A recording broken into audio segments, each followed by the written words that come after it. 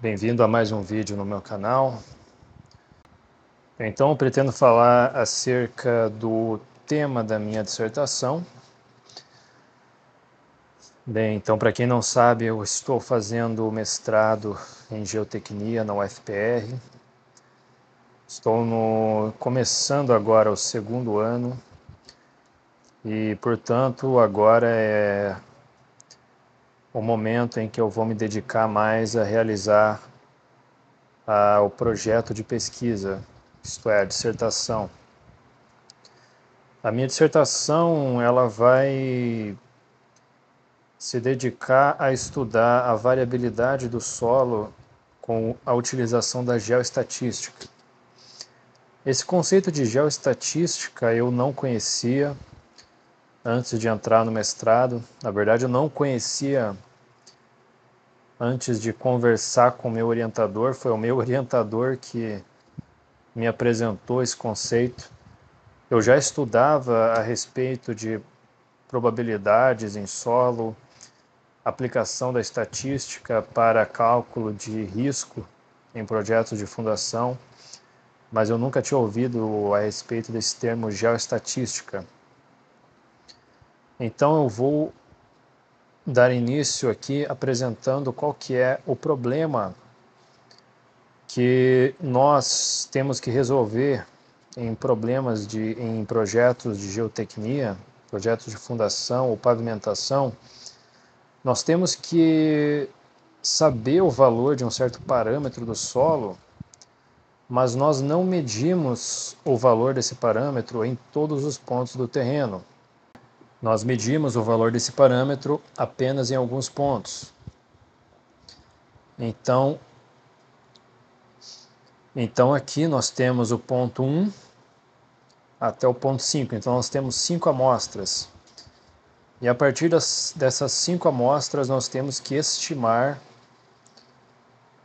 o valor desse parâmetro em um ponto aqui chamado de ponto 0. E a forma que nós utilizamos para fazer isso se chama interpolação. A ferramenta que nós utilizamos para fazer isso se chama interpolação. A interpolação consiste em você fazer uma soma de todos os valores nos pontos conhecidos multiplicados por um peso, que é menor que 1. É como se você estivesse fazendo uma média ponderada. Aqui um exemplo de interpolação. Existem dois grupos de métodos de interpolação. Existe o grupo dos métodos determinísticos e existem os métodos probabilísticos. Um exemplo aqui de interpolação determinística é o inverso da distância, onde o peso de cada amostra é dado pela distância, pelo inverso da distância entre a amostra e o ponto estimado. Ou seja, enquanto maior a distância entre a amostra e o ponto estimado, menor o peso que essa amostra vai ter na soma. Essa aqui é a fórmula, então, que dá o peso pelo inverso da distância. A soma de todos esses pesos tem que dar 1. Ocorrem alguns problemas, né, em relação a esse método de interpolação, que dá para ver já aqui no gráfico, né? Em alguns pontos ele forma uns focos, parece um olho, eles chamam isso aqui de olho. Aqui um outro método também bastante simplificado, onde simplesmente é feito um polígono ao redor da amostra e é considerado que o valor do parâmetro é igual em todos os pontos dentro desse polígono, chamado de polígonos de Voronoi. Eu já utilizei esse método e não tem problema nenhum utilizar métodos simplificados. Depende qual que é o tipo de problema que você está tentando resolver. Bom, agora existem alguns problemas ou algumas limitações dos métodos de interpolação determinísticos. Um desses problemas são os clusters. Então, digamos que você vai fazer uma estimativa nesse ponto, e você tem aqui um cluster, vários pontos juntos, próximos, e do outro lado você tem um ponto sozinho. A distância deles é a mesma, portanto o peso deveria ser o mesmo. Esse ponto deveria ter um valor médio entre os valores desse cluster e esse ponto isolado. Porém, como o peso é dado apenas pelo inverso da distância, então o peso desse cluster vai ser muito maior. Esse ponto aqui vai ficar muito mais parecido com esse cluster do que com esse ponto isolado aqui. Então deveria haver uma forma então de penalizar os pontos que estão muito próximos, porque eles estão trazendo informações redundantes para a minha estimativa. E por fim, a última limitação dos métodos de interpolação determinísticos é o fato de que uma estimativa ela não possui incerteza, isso é, quando eu faço uma estimativa, eu não sei quanto eu estou errando. Eu não sei qual a incerteza dessa estimativa. Nesse caso aqui, eu estou dando aqui um exemplo, né? Eu tenho aqui uma regressão linear e eu tenho aqui intervalos de confiança, com 95% de confiança. Então, no caso de uma interpolação como o inverso da distância, eu não tenho isso, eu não tenho essa possibilidade de determinar intervalos de confiança ou probabilidades para as minhas estimativas. Isso é uma limitação, porque nos projetos de geotecnia atualmente, há uma tendência para que os projetos informem o risco associado. E então aqui é o método de interpolação do tipo probabilístico, que é a krigagem. Esse método de interpolação probabilístico, ele, no caso da estimativa por krigagem, você não vai estimar um único valor, um valor único. A estimativa ela não vai ser um valor único. Você vai estimar, na verdade, um valor médio. A tua estimativa ela vai ser o valor médio de uma distribuição de probabilidades. E você também vai conseguir calcular a variância desse ponto. Ou seja, a variância condicionada à estrutura espacial dos dados e às observações das amostras, e também condicionada à posição do ponto em que você está fazendo a estimativa. Então você vai ter um valor esperado e uma variância, portanto você vai conseguir calcular probabilidades, você vai conseguir calcular risco. A forma como você calcula isso é igual à fórmula da interpolação determinística. O que vai mudar é a forma como você calcula os pesos, que é utilizando essa equação matricial que envolve a correlação entre os pontos. Essa matriz é a correlação entre as amostras e esse vetor é a correlação entre as amostras e o ponto estimado. Aqui eu estou dando um exemplo com apenas 3 amostras, mas as dimensões dessa matriz vai ser igual ao número de amostras que você tiver. No caso dessa imagem aqui tem 5 amostras, então teria que ser uma matriz de 5 por 5. Vamos imaginar que eu tenho aqui uma situação hipotética em que eu conheço o valor de uma variável em vários pontos do terreno. Eu tenho aqui um grid de pontos em que eu conheço o valor de uma variável. Aí digamos que tem um ponto aqui que eu não sei qual que é o valor e eu quero estimar. Como que eu vou fazer? Utilizando a estatística clássica, eu vou pegar o valor dessa variável, todos os pontos, e vou organizar essas informações, né, na forma de um histograma, onde eu tenho aqui faixas de valores e a frequência relativa desses valores. Se eu colocar aqui uma curva e calcular a área debaixo da curva correspondente a 95%, eu vou poder afirmar que com 95% de certeza, o valor da variável nesse ponto está entre menos 2 e 2. Mas o motivo pelo qual eu posso fazer isso é porque a variável que eu estou analisando, ela está totalmente distribuída no espaço de forma totalmente aleatória. Mas, se nós formos analisar esse caso, nós observamos que a distribuição da variável no espaço, ela não está completamente aleatória. Há uma certa organização nos dados. Tem uma concentração maior de valores mais altos nessa região e tem uma concentração maior de valores mais baixos nessa região aqui. Se eu for utilizar a mesma estratégia, fazer aqui um histograma com os valores, pegar a área correspondente a 95%, eu vou dizer aqui que com 95% de certeza, a variável aqui nesse ponto está entre menos 0,75 e 1,5. Mas perceba uma coisa, que menos 0,75 é um valor aqui meio roxinho, né? Meio roxo. E nessa região aqui que eu estou fazendo a estimativa, eu praticamente não tenho valores dessa cor roxa ou meio azul.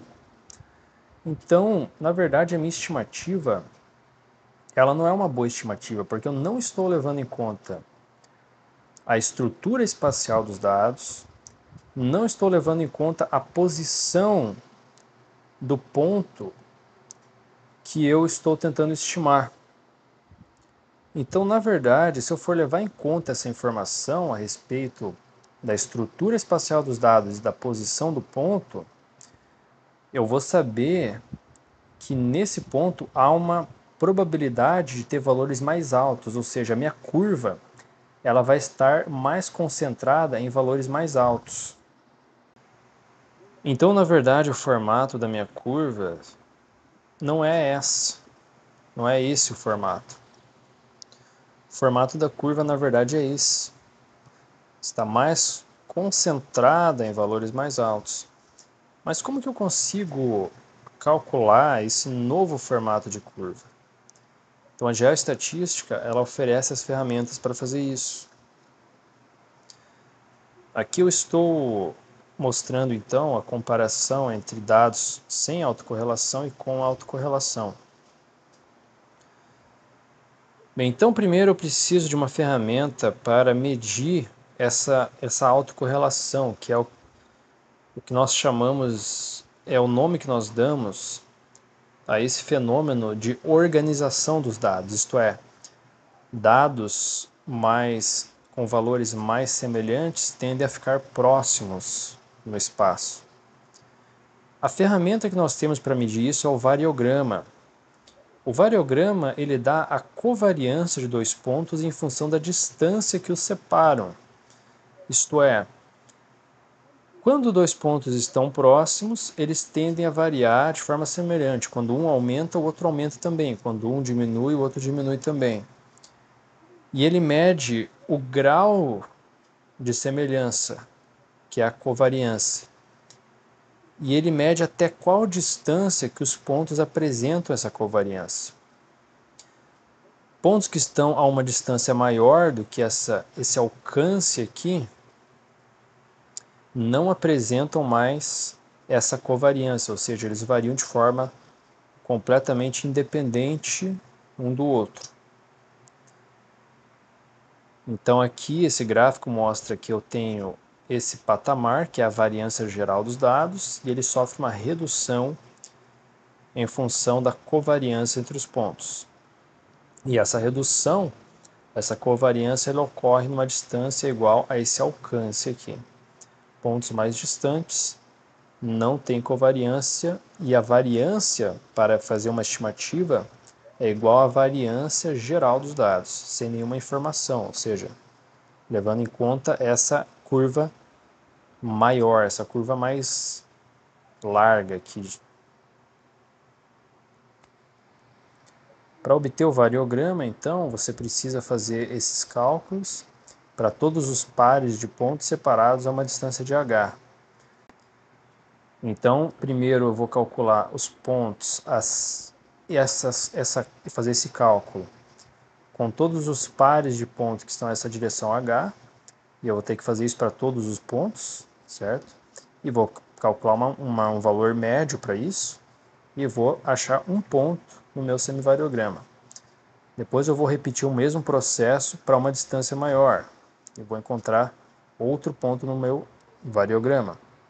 E assim por diante, até eu achar um ponto em que isso aqui vai se estabilizar. E aí, a partir desse ponto, eu sei que não há mais estrutura espacial dos dados, ou seja, há aleatoriedade nos dados. Bom, então a geoestatística ela foi criada lá, né, no século passado, lá na década de 60, por engenheiros de Minas, mas a geoestatística ela evoluiu bastante, inclusive com a participação aqui de um professor da nossa universidade, da UFPR, e eles trouxeram a geoestatística mais para uma linguagem mais estatística mainstream. O que eles fizeram, então? Eles fizeram um conceito baseado em modelos estatísticos. Como que ocorre, então, o processo de estimativa, considerando que o fenômeno é um processo estocástico gaussiano? Eu vou explicar isso utilizando aqui um exemplo simplificado, onde eu só tenho uma estimativa e uma amostra.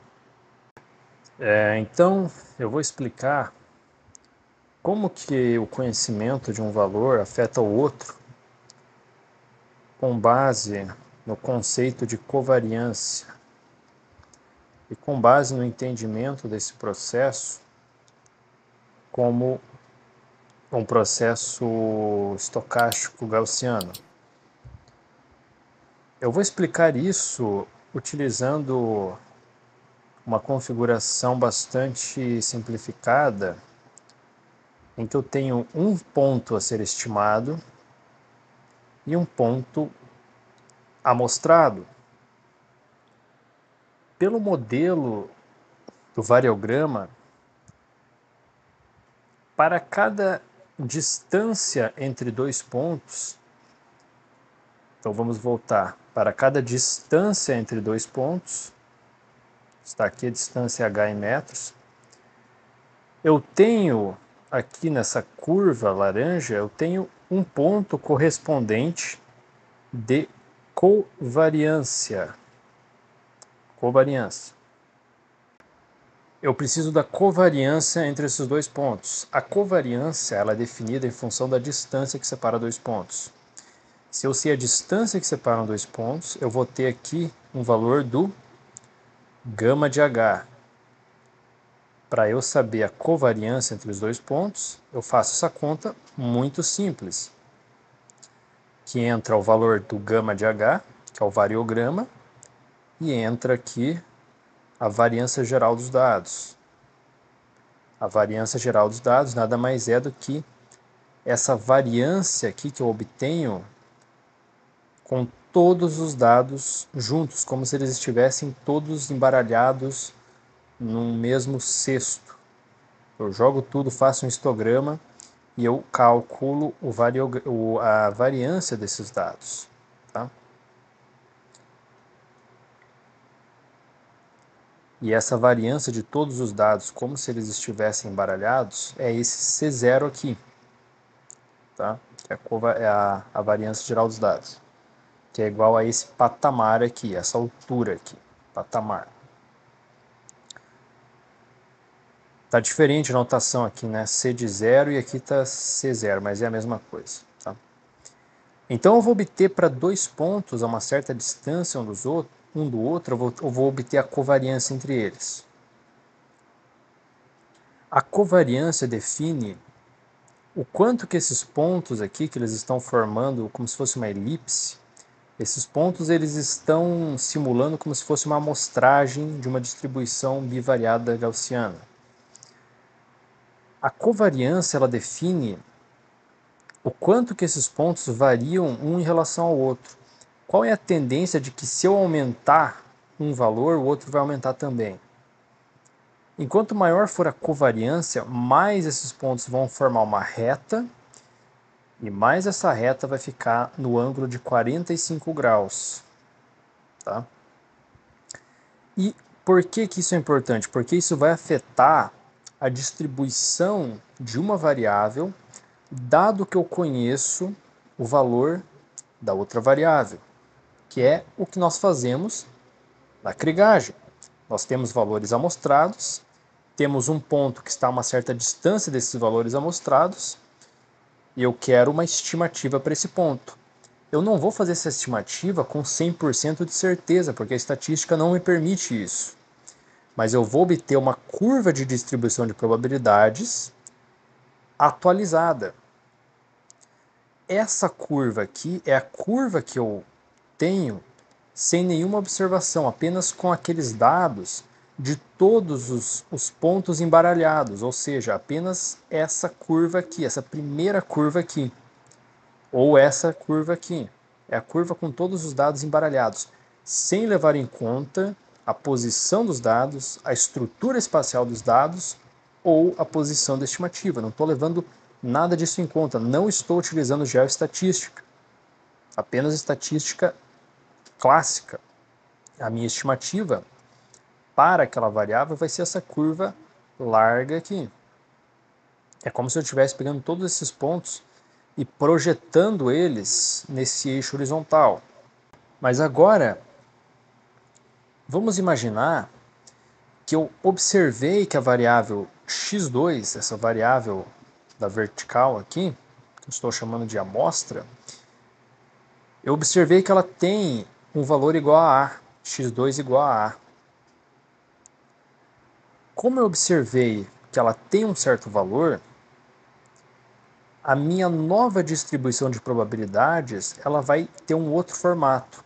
Ou seja, eu vou calcular uma nova média e uma nova variância para a minha distribuição. Lembrando que essas distribuições são todas gaussianas, porque eu estou partindo do princípio de que as variáveis nos pontos seguem um processo gaussiano, processo estocástico gaussiano. Então, existem fórmulas matemáticas que me dão essa nova média e essa nova variância. E é com essa nova média e com a nova variância, que eu chamo de média condicional e variância condicional, eu consigo desenhar essa curva. E é exatamente isso que está acontecendo aqui.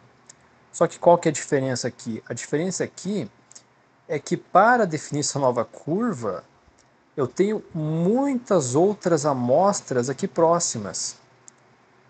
Então eu não vou utilizar apenas uma amostra, eu vou utilizar várias amostras. Mas como são várias amostras, esse exemplo que eu estou mostrando aqui, eu estou utilizando uma distribuição gaussiana bivariada, porque é uma estimativa e uma amostra. Se eu tenho 3 amostras, aliás, vamos gradualmente, né? Se eu tenho 2 amostras, eu vou ter que representar esse fenômeno utilizando uma distribuição gaussiana trivariada. Isto é, eu vou ter que representar esses pontos em um espaço tridimensional. Tá? Se eu tiver 4 amostras, vai ter que ser um espaço de 4 dimensões. Já não consigo visualizar graficamente. E assim por diante. Né? Então, por isso que eu estou fazendo esse exemplo com uma única amostra, para poder visualizar graficamente. Se eu fosse fazer com mais amostras, não teria como fazer a representação gráfica. Mas os cálculos, eles iriam continuar sendo possíveis por meio dessa equação matricial que foi mostrada aqui. Essa equação matricial, ela dá a média condicionada, daquela nova média levando em conta a informação a respeito da posição dos pontos e do valor das amostras e também da estrutura espacial dos dados. Tá? E também tem uma outra equação que dá a variância condicional, que é essa variância aqui, que é o que eu preciso para calcular probabilidades. Então, como que vai ser o procedimento, né? Como que vai ser o procedimento esquemático, né? Primeiro eu vou ter um grupo de amostras. Com esse grupo de amostras eu vou calcular o variograma ou função de correlação, tá? Tem a mesma função, tá? São apenas formas diferentes de representar a mesma coisa, tá? A partir dessa função de correlação eu vou obter a matriz de covariâncias, que é aquela matriz que eu mostrei anteriormente lá, aquela matriz de 3×3, só que aqui eu tenho mais amostras, né? Nesse caso eu tenho 1, 2, 3, 4, 5, 6, 7, 8, tenho 9 amostras. Tá? E a partir disso, eu faço aquela equação matricial, obtenho os pesos, obtenho as médias atualizadas, as médias condicionadas, consigo fazer aqui um mapa de Krigage, um mapa de médias, valores esperados da variável em todos os pontos, e também as variâncias, né, desses pontos. Eu tenho a média e a variância, consigo então calcular em termos de probabilidades ou em termos de intervalos de confiança o valor dessas variáveis. E finalizando agora então aqui é o projeto no qual eu pretendo fazer a aplicação desses conceitos, que é esse projeto de um aeroporto aqui. Então, concluo aqui a apresentação, agradeço a todos pela visualização. Se alguém tiver alguma dúvida, por favor, deixe nos comentários. Não se esqueça de curtir o vídeo, de compartilhar, de se inscrever no canal. E até a próxima. Valeu!